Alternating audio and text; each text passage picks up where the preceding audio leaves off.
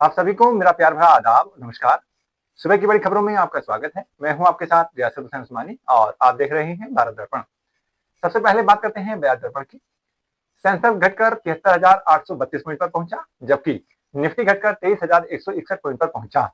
Gold यानी सोना घटकर 1,47,090 रुपए पर पहुंचा, जबकि सिल्वर यानी चांदी घटकर 2,34,550 रुपए पर पहुंची। अमेरिकी डॉलर बढ़कर 95.7 रुपए पर पहुंचा, जबकि क्रूड डॉलर बढ़कर 89.9 डॉलर पर पहुंचा। बढ़ते हैं अगली खबर की ओर।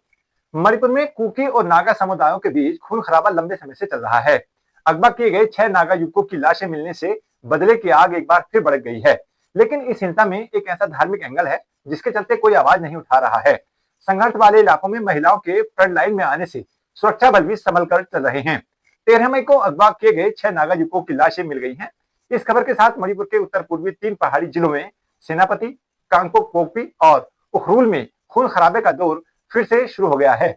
यहाँ फिर 2 समुदाय आमने सामने हैं। कुकी बनाम नागा अपहरण हत्याओं का दौर चल रहा है। राज्य में अब भी भाजपा की सरकार है और मुख्यमंत्री एक मैतेई हैं। लेकिन इन सबके सबसे ज्यादा हैरान और विचलित करने वाली यह बात है कि मणिपुर की हिंसा के एक दूसरे चक्र पर दिल्ली में चुभने वाली चुप्पी। आखिर इस बार की हिंसा में ऐसा क्या है जो दिल्ली में इस पर कोई दिलचस्पी नहीं ले रहा है? सरकार तो छोड़िए, विपक्ष को भी रुचि नहीं है।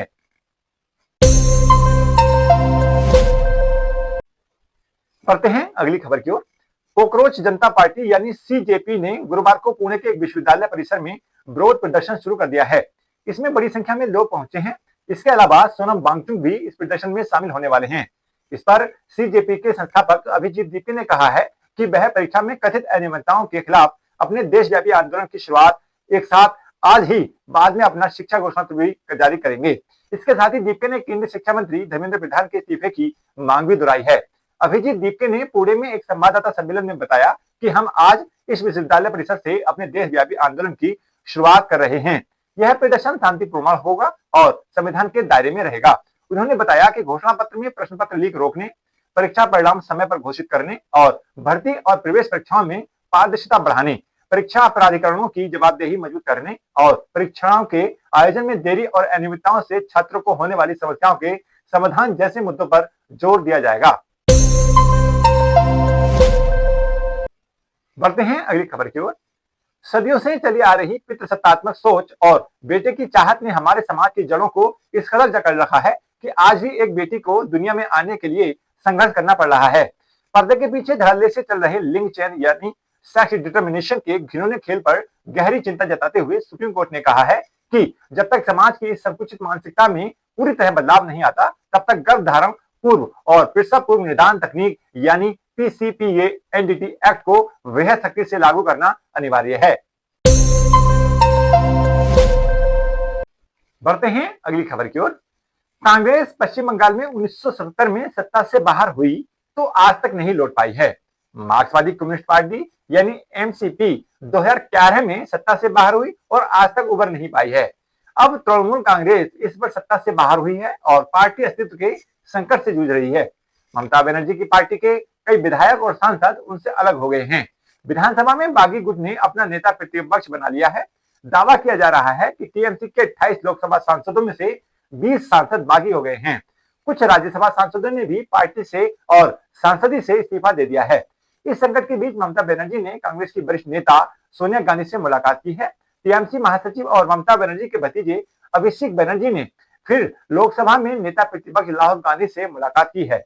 इन मुलाकातों के हवाले से बुधवार को भारतीय मीडिया में ऐसी खबरें आना शुरू हो गई कि टीएमसी का कांग्रेस में विलय हो सकता है। हालांकि दोनों पार्टियों ने इससे इनकार किया है। बढ़ते हैं अगली खबर की ओर। प्रधानमंत्री नरेंद्र मोदी ने गुरुवार को नीति आयोग की गवर्निंग काउंसिल की 11वीं बैठक की अध्यक्षता की। इस दौरान उन्होंने कहा कि आज जब तक पूरी दुनिया अस्थिरता अनिश्चितता के दौर से गुजर रही है, तब भी भारत पूरे आत्मविश्वास और पक्के इरादे के साथ विकास की राह पर आगे बढ़ रहा है। पीएम मोदी ने जोर देकर कहा कि जैसे जैसे हम विकसित भारत के सपने की ओर आगे बढ़ रहे हैं, केंद्र और सभी राज्यों की सामूहिक जिम्मेदारी और ज्यादा बढ़ जाती है। प्रधानमंत्री ने कहा कि भारत के पास इस समय युवाओं की सबसे बड़ी आबादी है। यह एक ऐसा ऐतिहासिक अवसर है कि जिसे हम किसी भी कीमत पर गवा नहीं सकते। उन्होंने कहा कि हमारी प्राथमिकता युवाओं को बेहतर शिक्षा, बाजार की मांग के हिसाब से हुनर और रोजगार के नए अवसर देना चाहिए।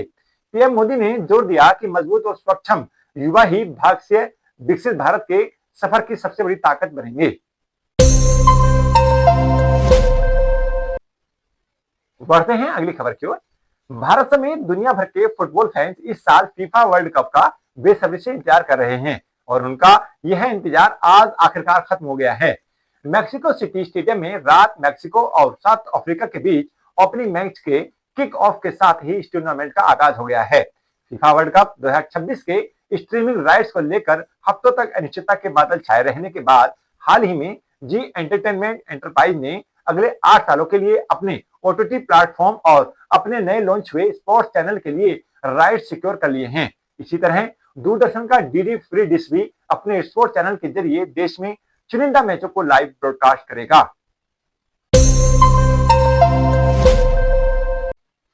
तो ये थी सुबह की बड़ी खबरें।